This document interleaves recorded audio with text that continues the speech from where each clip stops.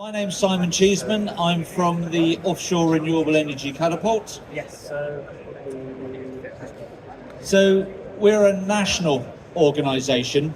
We're partly funded by government. We're here to support industry to develop innovative technology for the offshore wind, wave and tidal sectors. We do that by working closely with industry, with original equipment manufacturers, with small, medium-sized enterprises, and we also link up those organisations with academia. We run the UK's national test assets for offshore renewables. So in this slide you can see our blade test facility, you can see a floating platform that we've helped develop, and you can see the actual nacelle, the turbine nacelle, which has got the drivetrain. And we test all those things, but we also do the very small stuff. So we also do electrical components, we do cables, we do safety equipment, we do materials analysis, and we do this really on your behalf, working with you as an industry customer to help you develop these systems, to commercialize them and to get them out there. Now we work very closely with project developers and owner-operators, so we understand the challenges that they face, and we help them look into the future to understand the challenges as well, like the challenges with this microphone at the moment. Hi? Oh, is that what it is? That's always a problem in life, isn't it? So you can see from this slide the sort of things we do. So we're very much involved in test and validation, very much involved in providing engineering expertise. We're over 300 people in the Catapult organisation, spread up and down the UK. And we do a lot of industrial research and development. So if you've got a good idea, if you've got a sort of prototype service or component, we can help you develop that and help commercialise it. Working with the Catapult, what we'll do, we'll also showcase your technology to industry. We'll come to events like this, we'll come to Global Offshore Wind, we'll go to All Energy, we'll go to a lot of the international conferences, and we'll take you with us and put you on the stand, and we'll put the spotlight on you and showcase your industry. Because it's very difficult for small companies, even big companies, to get themselves in front of owner-operators, knowing which is the right door to knock on to get access. So we can take all that pain out of that process. We're very much focused on supply chain growth as well in the UK. We're trying to develop GVA for the UK. So we do a lot of work in terms of supply chain analysis, setting up clusters around the UK and helping companies sort of form those clusters. And this is where we've built a very strong link with the Freeport down in Plymouth, which from an offshore wind perspective is absolutely expertly placed in the right geographical location to support the future build out of floating offshore wind in the Celtic Sea. The Celtic Sea is that piece of sea between North Cornwall and South Wales. And we're expecting about 4.5 gigawatts of energy to be initially built out there, round about sort of 2020, 2030, 2035, and probably a further 12 gigawatts on top of that. And that's on top of whatever's going to be built around Scotland as part of the offshore programme in Scotland. So having the Freeport offering the sort of tax incentives for companies and having, a huge amount of land and existing buildings that can be adopted is actually the right thing that we need at the moment. So I'd encourage you to come onto the stand if you've not been already, have a chat with the Freeport people. Freeport people, put your hands up. There they are, loads of them, great. So that you can have those important conversations. Just in terms of offshore wind, it's a huge market that's growing very rapidly. Really big targets in the UK, something between 43-50 gigawatts by 2030, and heading up to probably around about 80-90 gigawatts. That means we've actually got a triple production to be able to even get close to that at the moment, which is a real challenge. That's why you've got the Catapult, but that's why we need really strong industry support and initiatives like the National Centre for Marine Autonomy. And the reason we do that is because we don't like to send people offshore to help maintain these systems, because it's very dangerous offshore. So we're increasingly investing in marine autonomous systems, both subsurface and surface, and also drone technology and satellite communications to help us with security, with data transfer, with command and control of these systems as well. So there's a really important sort of autonomous systems infrastructure that's starting to grow and be developed now. And so the National Centre for Marine Autonomy is absolutely critical to what we need in the future to help this industry thrive. And you'll just see there from the what's happened to the map? Okay, there's supposed to be a map on there. I don't know where that's gone. But you'll see other markets are expanding just as quickly all around the world. So the export potential is huge.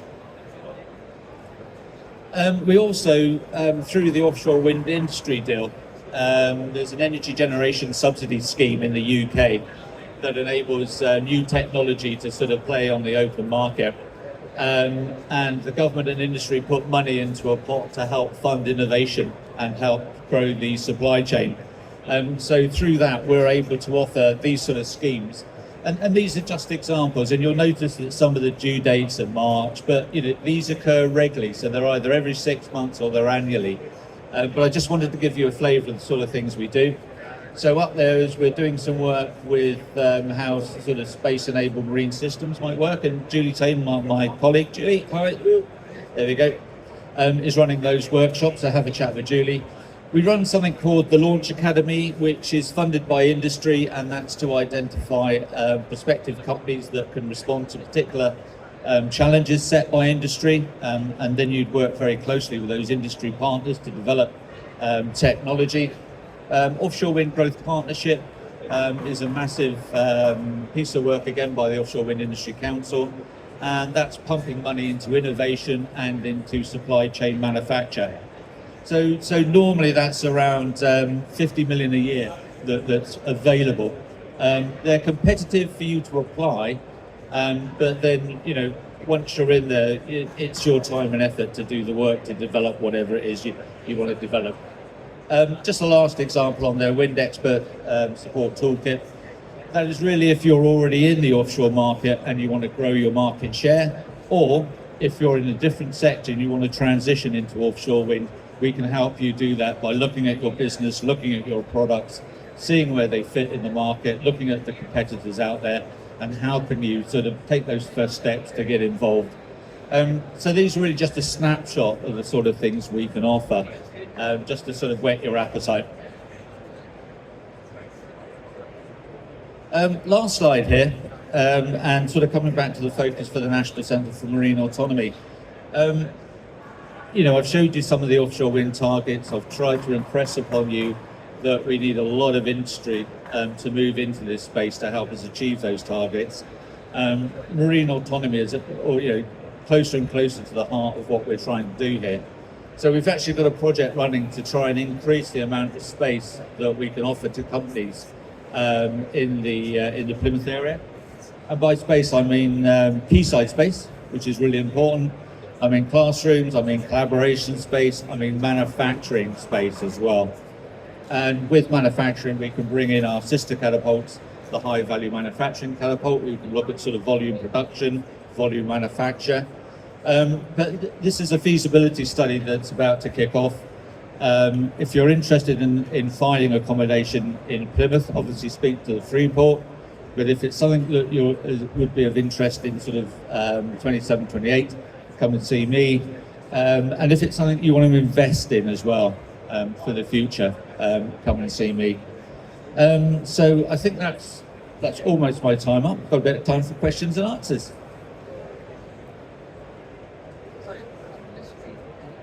Go on then, Richard. What's your first question? I was going to clap. It's fantastic. I thought those 4 things, we had the West and other things, we need to have a bit more detail on those at some point, Simon, to make sure that we've got it invested in our Freeport. We make that book. Yeah. Get the word out. Yeah. So Richard's sort of point there was the sort of 4 initiatives there, which are just typical of the things that Catapult does. We'll make sure they're put into the Freeport brochures, so you've got a better idea of the sort of combined offer that we can make within the Freeport. Fantastic. Yeah, sure, go. Just wondering, what are the use cases for autonomy? Yeah, very good question. So throughout all the phases of an offshore wind project, so pre-planning, installation, once you're switched on and connected, we go into what we call operations and maintenance, and then after 25, 30 years, if we don't repower, we go into decommissioning. Marine Autonomy will feature now heavily in all those phases.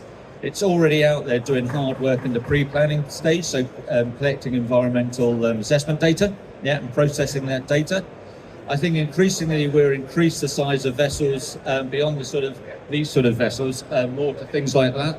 So our installation vessels will become semi-autonomous and a sort of dial-in, dial-out autonomy. Certainly for operations and maintenance, we've already got sort of autonomous systems out there.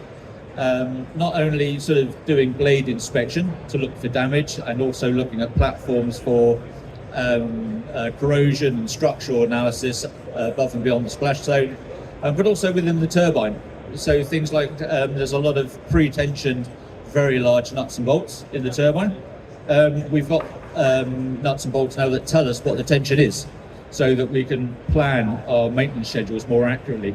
So those sort of features, including robotics as well, trying to get spares out, probably on an autonomous platform, probably have a robotic arm to put it onto the transition piece on the platform.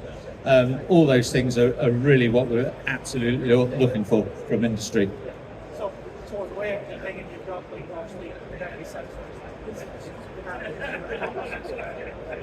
Yeah, absolutely. Are you raising the standards? Yes, we've got people embedded into a lot of those standards commissions and organisations. So your question around data is really pertinent, actually. Again, we've gone through a phase where we collected a lot of data and didn't know what to do with it. We're now in a phase where we're able to process that a lot better with AI and understand where the niche areas are for human investigation. But embedding sensors and protecting our export cables as part of our sovereign energy security is really, really important to us now. And so we're increasingly getting involved working with the Ministry of Defence, looking at energy security and looking at the requirements we've got for subsea surveillance, and whether they're the same as some of the the defence needs, and whether there's an opportunity for what we call dual innovation there. What's the market for that?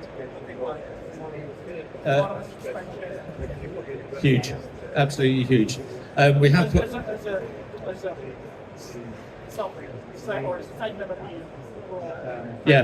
Yeah, we've done a couple of reports that are actually on our website. So as part of our role in trying to accelerate the sector, all the work we do, we try and sort of document the insights from whatever we do and put those in reports that are available publicly on our website. So we've got quite a few reports now about autonomy, which have got some of the facts and figures behind that and what the market share would look like. Yeah. Sorry, final question. Yeah, go. No, it's fine. And some of the systems are already certified and some different states look like I know insurers are very very conservative when they're moving the calendar dates for doing this. Yeah, so we're working very closely with the insurance sector, particularly for floating wind, which is one of those previous shots. The insurance sector don't know how to price the premiums for that. So we're working with them on a different insurance model, probably with a public guarantor, which may be for the UK, the Treasury, to provide some insurance backup. It's not cheap insurance by the back door. It's bona fide insurance, but it's understanding the risks a lot better and being able to analyse the likely performance of these systems before you've got credible performance data. Yeah. So that help. That's another way that we help the industry to sort of accelerate is working in those sort of fields. Okay, great, good questions. Any other questions? Is my time well and truly up? Thank you, Simon. Thank you.